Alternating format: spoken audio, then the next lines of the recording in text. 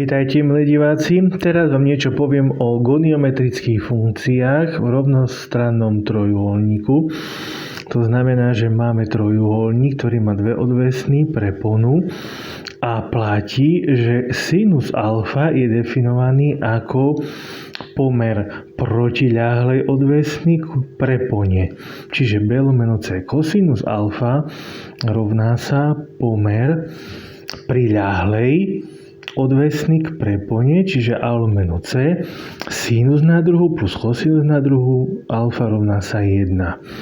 Potom najviac používané vzorce sú A na druhu minus B na druhu rovná sa A plus B krát A minus B.